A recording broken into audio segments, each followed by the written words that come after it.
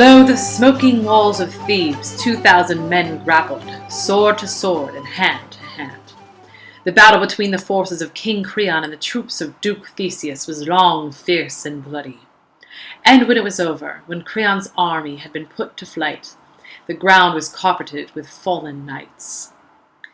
Athenian soldiers searching the battlefield for their own wounded companions found 2 young knights lying side by side. But as they stepped across the 2 bodies, one stirred, groaned, and opened his eyes. "Arcite! Cousin! Where are you?" he whispered. His companion was not dead either. Both were carried as prisoners to the tent of Duke Theseus. "Take them to Athens and lock them in a prison tower of my palace," said the Duke. Despite the cold stones and the hard floor of their tower-top prison, both Arcite and his cousin Palamon gradually recovered from their wounds.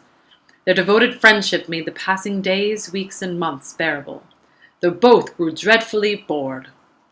The narrow arrow slit, which let in only sunlight they ever saw, overlooked the Duke's garden. Each day they would take in turns to balance on a stool and gaze down at the flowers, and at the gardener pruning the rose trees. One day there was a new visitor to the garden. Palamon was balancing on the stool at the time, and his feet slipped and almost tipped over. "Oh, Arcite!" he exclaimed. "I never realized until this moment why I was born. Now I've seen her. She's the reason. Zeus! She can't be flesh and blood. She must be an angel." "Calm down. It's my turn for the stool," said Arcite, and he took Palamon's place. Down in the garden, Duke Theseus's young sister-in-law, Emily, had come to gather flowers in a wicker basket. She sang as she picked them, and the flowers seemed to turn up their faces towards her, and to faint at the touch of her hand. "Oh, lady, I'll wear your favor until the day I die," said Arcite breathlessly to himself. Palamon pulled the stool away, and they both fell in a heap to the floor. "What? Are you making fun of me, Arcite? It's serious! I'm in love with her." You didn't even think she was human. It's I who love her." "You Judas! You cuckoo! Where are your vows of lifelong friendship now? The first chance you get, you stab me in the back. You viper, you thieving magpie!" This undignified scene was interrupted by the gallower, bringing in their one frugal meal of the day. "What's this, puppies?" he said, setting down the tray. "Is the cell getting too small for the 2 of you? Well, I've got news for whichever one of you is Sir Arcite. Sir Arcite has a friend in Athens, it would appear, and this friend has spoken to Duke Theseus and won your freedom. You can leave tomorrow." Arcite stared. Palamon got to his feet. "Cousin," he said, "in all our lives we have never been parted. Is there no message from me, Goller? Has no one asked for my freedom?" "No. You stay.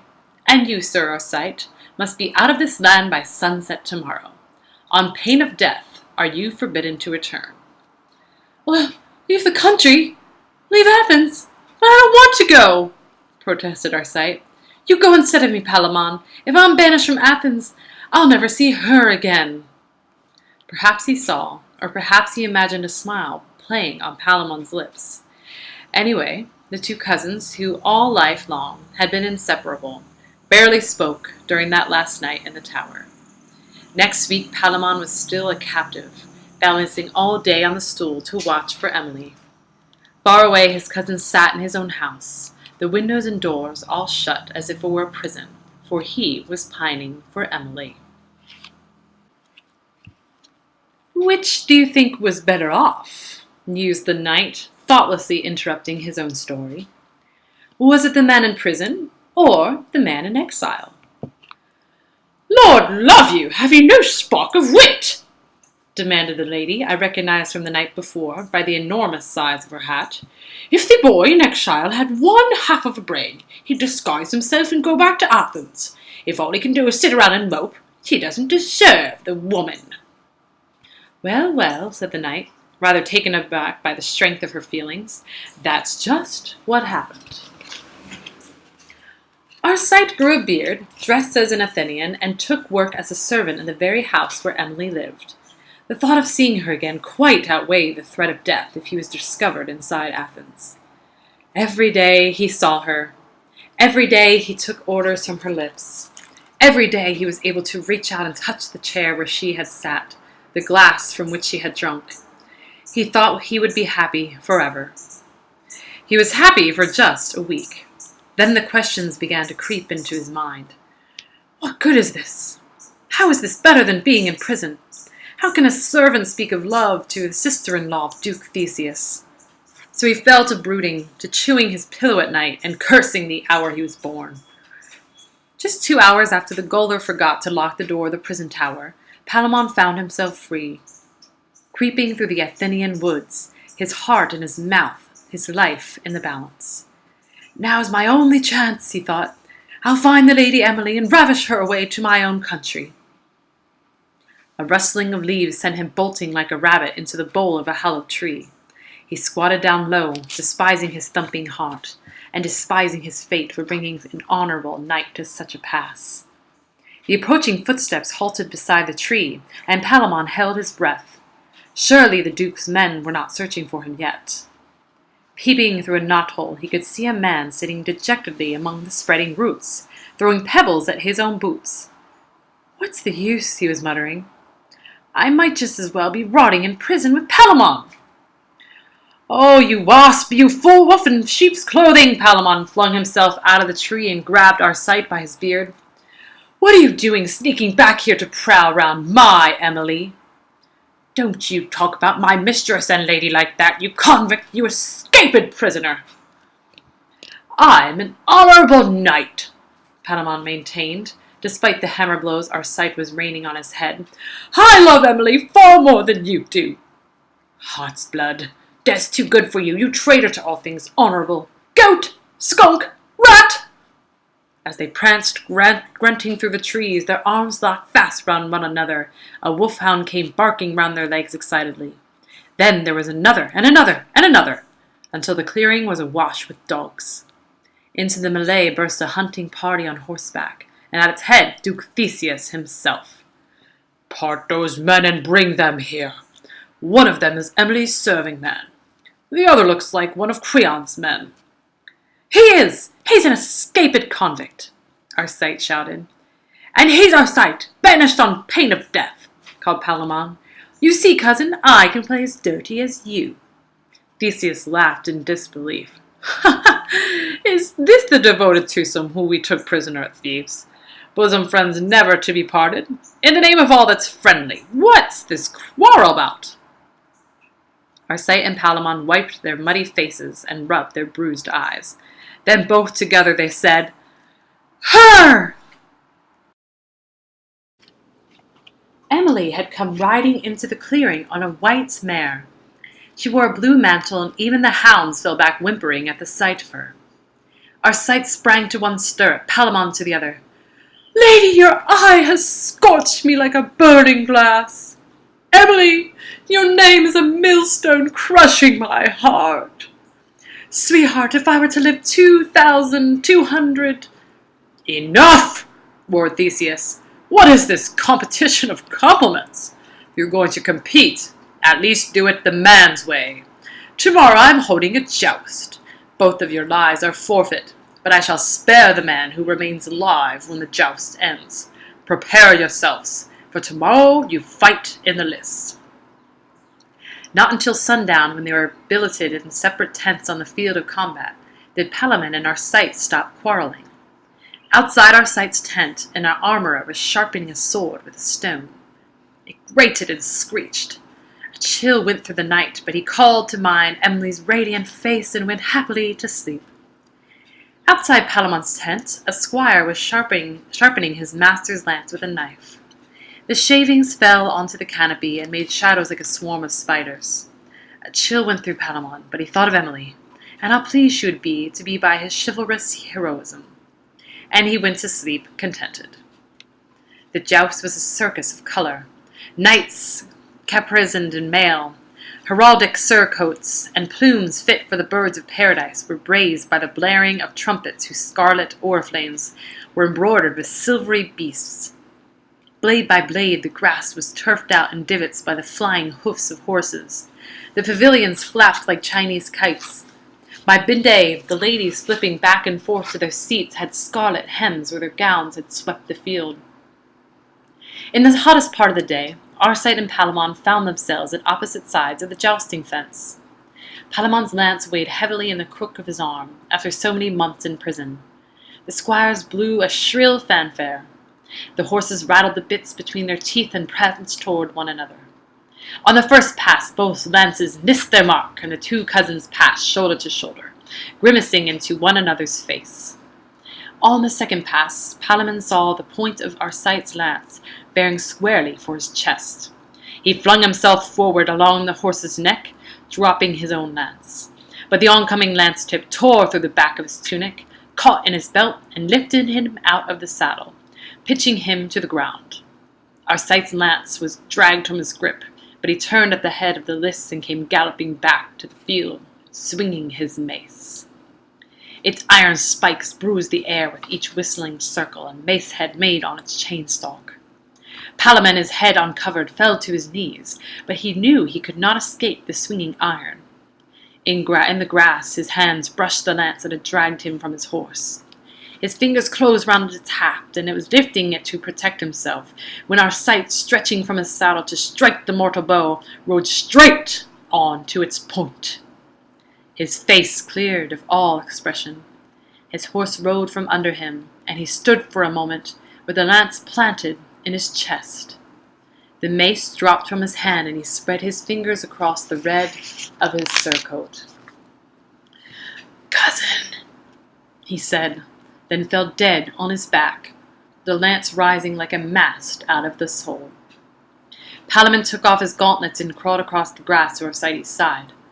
"Friend," he said, touching his cousin's cheek, "what have we done?" Then the crowds were upon him, praising and congratulating. Duke Theseus was there, and Emily too, though Palamon could not recognize her at first among the other women. They were all quite pretty. Theseus began, "Arcite, my boy." "Palamon, I'm Palamon." "Oh, well, Palamon, my boy, let this be an end to all the quarreling. Your rival has died a glorious death in the name of chivalry, and you have fought bravely too. Take Emily's hand and forget every unhappiness. The wedding shall be tomorrow." Hanging back in the shadow of her brother-in-law, Emily said, "Do I have to? His hair is awfully thin already, and I don't like his mouth." She had the voice like the teeth of a comb clicking. "Nonsense, Emily. He's a very chivalrous knight, even if he is a foreigner. Emily, Arcite, my blessing on you both." "Palamon, I'm Palamon," said the chivalrous knight, while at his feet Arcite raised no argument whatsoever. The knight stopped speaking. The woman in the enormous hat, who I learned was a widow all the way from Bath, had been leaning out of her saddle to catch the knight's word. She was rather deaf, I think. She continued leaning towards him and waiting for more. "Well?" she demanded in a huge West Country voice. "Were they happy?" The knight shook himself. "Yes, oh yes, they both lived happily ever after." Palamon woke to each day happier than the day before.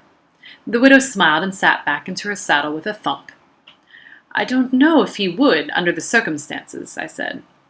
"Under these circumstances," said the knight, waving a hand toward the listening pilgrims, "we had to have a happy ending. Now, who's next?" "All the same," said a pebble-headed reeve, snarling, "it wasn't a whole heap of laughs, your story." The knight freely admitted it. "I'm afraid I couldn't think of a funny story offhand." "Well, I can," said the reeve, who seemed to be about to hear his story, whether we liked it or not. "Who asked you?" Red as the firebrand, the miller's hair and beard showed through like the mist of beacons. With flaring black nostrils housed in red tufted nose, the miller rampaged down on us like a wild boar. The reeve's fingers closed round the handle of the carpenter's mallet, but he could not pull it from his saddlebag. "Drunk already, Matt?" he said, flipping the miller's horse on the nose with his reins as it cantered into him. What if I am you, woodpecker? Retorted the miller. Isn't it bad enough to be traipsing through fog and rain and up our noses in mud? Best place for your nose, muttered the reeve. Isn't it bad enough without having listened to a chiseling carpenter?